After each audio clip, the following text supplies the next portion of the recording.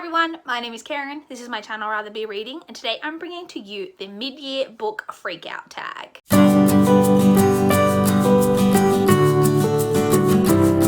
The mid-year book freakout tag was created by Chami and Earl Grey Books. I will leave a link to the original video down below. So I wasn't actually tagged by anyone, but I feel like this isn't really the type of tag where you need to be tagged anymore. This tag has been around for many years and it's just a good mid-year fun tag to do to talk about all of the books that you've read so far at the halfway point through the year. I feel like I'm behind on this video because I feel like everyone has already done this, but I feel like the exact midpoint of the year is actually only like the 2nd of July or something like that, so I'm not really too far off. So I'm doing it, and here we are, and let's jump straight into the questions. Question number 1, right up top, we're going for what is your favorite book that you have read so far in 2019?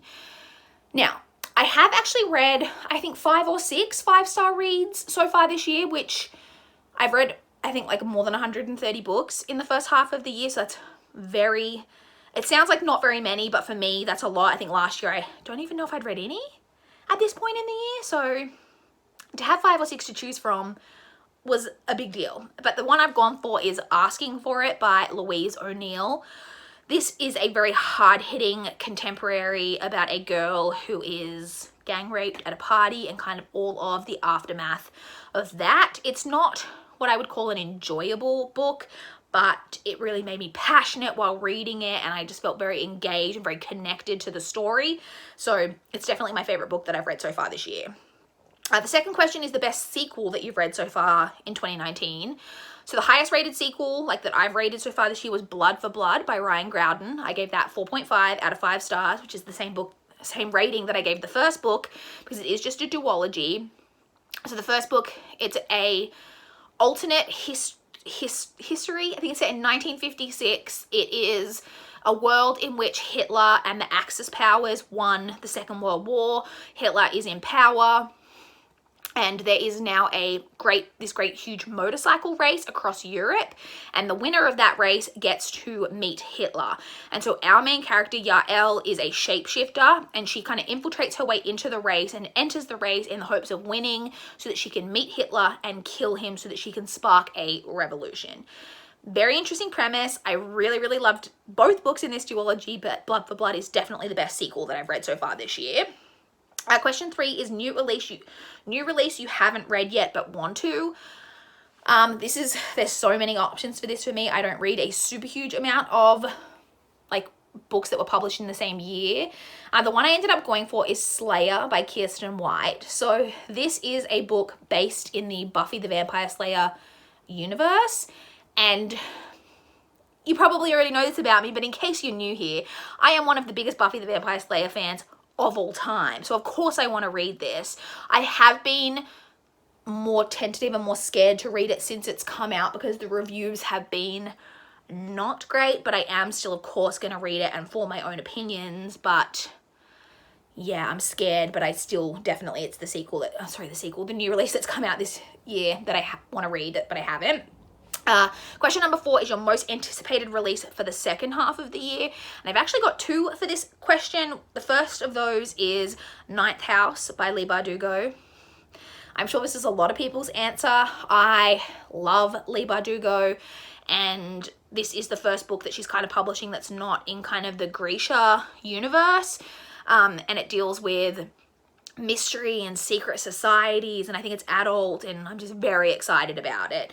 And then the second answer that I have for this question is Dark Dawn by Jay Kristoff, the 3rd book in the Nevernight trilogy. Nevernight was a book that took me by surprise last year. I didn't expect to love those books the way that I did, and I really, really enjoyed Nevernight and God's Grave.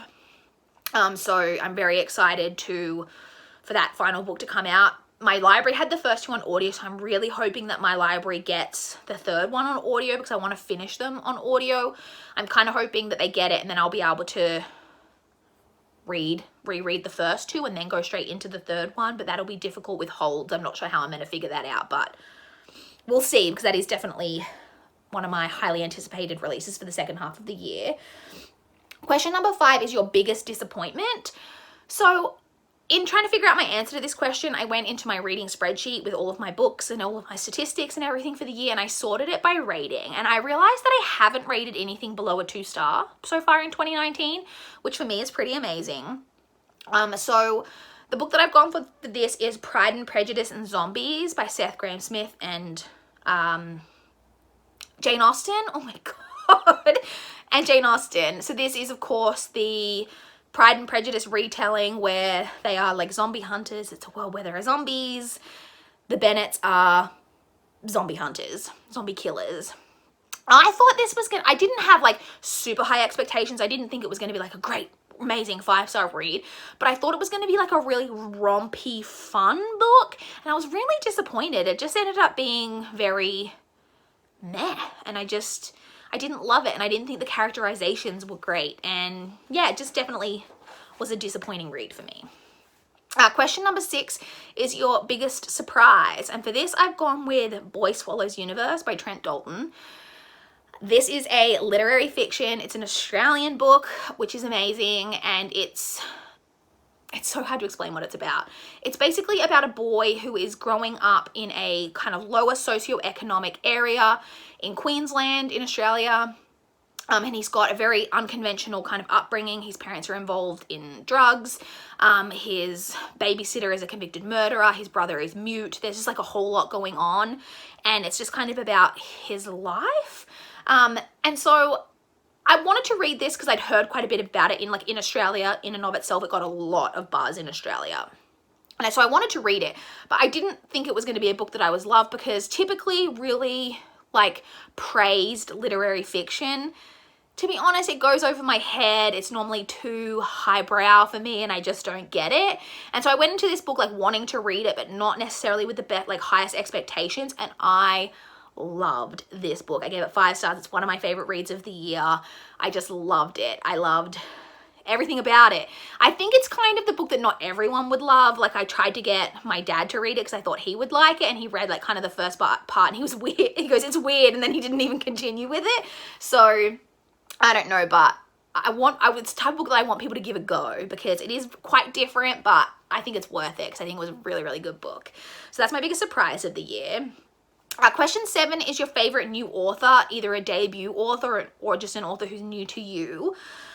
So I've gone with 2 answers for this one as well, both who are just new to me authors. The first one I've gone with is Lesley Walton, who actually I think this would have been her debut book, but she's written other books since then, who wrote The Strange and Beautiful Sorrows of Ava Lavender. I really loved that book. I thought it was so beautifully written, and I know that she's got another book out, and I believe that book is more mystery, which I freaking love mysteries. So she's definitely an author who is on my radar, and I would definitely be checking out more books from. The other author that I answered to this question is Christina Lauren. I read My Favorite Half Night Stand this year and really enjoyed it. I gave it 4.5 out of 5 stars. And Christina Lauren is hugely popular. It's a writing duo, and they're just so popular. You see their books everywhere on BookTube. People always talking about them. My Favorite Half Night Stand isn't even one of their most popular ones, but I read it and really loved it. So now I'm dying to read all of the ones that people are raving about. So Christina Lauren is definitely an author that I'm going to be trying to get my hands on more books from them. Question number 8 is your newest fictional crush.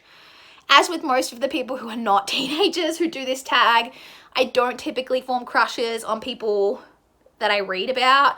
And so I have an answer, but it's not new. Like, this isn't a new fictional crush. It's a crush that I've had for like the last 2 or 3 years that I've read this series. And it's McGraw from the Giant Days series, because McGraw, I love him. I absolutely love him. So he's not new, but I do have a fictional crush on him. So I just thought I'd mention it just in case you're interested. Question number 9 is just your newest favorite character. And for that, I've gone with basically all of the boys from the All for the Game trilogy by Nora Sakavic.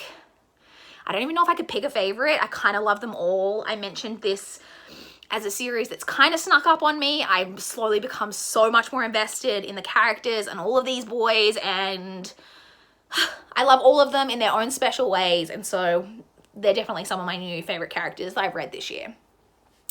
Question number 10 is a book that made you cry. And actually, I don't think I've cried in that many books this year, which is interesting because I am a very emotional reader. I'm a very emotional in any form of media, not in real life. I don't cry really in real life, but reading, watching movies, watching TV, watching adverts, listening to the news, listening to a song, anything like that can make me cry pretty much instantly. And so a book that did make me cry this year though was Wonder by R.J. Palacio, another one of my 5-star reads. And I specifically remember crying in this because I listened to it on audio and I listened to the end part as I was coming off the bus and I was walking down the street to my house. So I was outside in public and I was walking down the street with my headphones in, literal tears just streaming down my face, hoping that my neighbors weren't looking out the window because I looked like an idiot. But definitely a book that made me cry. If you don't know, it's a middle grade story about a boy with a facial deformity who goes to kind of a mainstream school for the first time. Oh, such a beautiful book. Highly recommend. Question number 11 is a book that made you happy. For this one, I've gone with The Kiss Quotient by Helen Hoang. This is a romance book. I gave it 5 stars. I very rarely would give a romance book 5 stars, but it's one of the best romances that I've ever read. It has a female character who is autistic. The main male character is half Vietnamese. It has so much stuff about consent in there, which made me very happy. And I just loved it. It was very sexy. And the main male character was very like alpha, but without being a douche, which is a very hard line for an author to walk. But Helen Hoang, she did it, and that book made me very happy. Question number 12 is most beautiful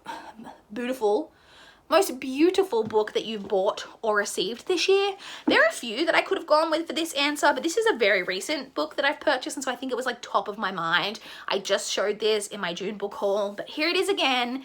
It's The Binding by Bridget Collins. I just think this book is so pretty. You can kind of see there that the gold is like gold foiled, so it glimmers, but then it's just got this really like autumnal feel to it with its like bronzy colors and the navy, and I just think that the spine is even beautiful. This is just a very beautiful book, and yeah, I don't know if anything else would have topped this, but it was forefront of my mind as well as a beautiful book that I have bought this year. And then the final question, question 13, is just what books do you need to read by the end of the year? Everything that's on my physical TBR, everything that I've got out from the library, everything on my Kindle that I haven't read yet, everything I've got from NetGalley that I haven't read yet. Just all of it would be great. I don't have like a specific answer.